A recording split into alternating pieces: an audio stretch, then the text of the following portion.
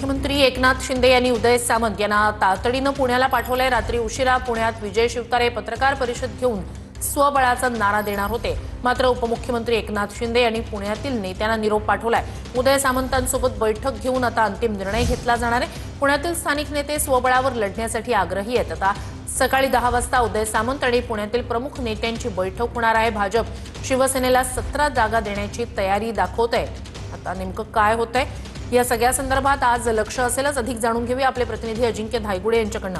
अजिंक्य, आज नेमकं काय होऊ शकतं? श्रुती अगदी बरोबर आहे। पुण्यातील भारतीय जनता पार्टी आणि शिवसेनेचा जागा वाटपामधला संघर्ष जो आहे तो वाढताना दिसतोय। खरं तर उमेदवारी अर्ज भरण्यासाठी आज शेवटचा दिवस आहे, तरी देखील फॉर्म्युला ठरलेला नाहीये। मात्र भाजपकडून सन्मानजनक जागा भेटत नसल्यामुळे शिवसेनेतील नेते नाराज आहेत।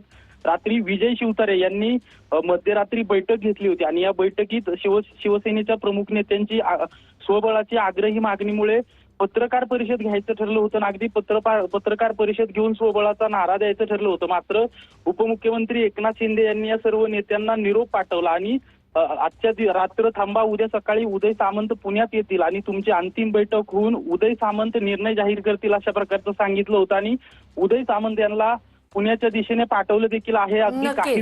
नक्कीच आता आज काय होतंय सकाळी 10 वाजता याकडे लक्ष असेल। अपडेट्स घेऊ। तूर्तास धन्यवाद।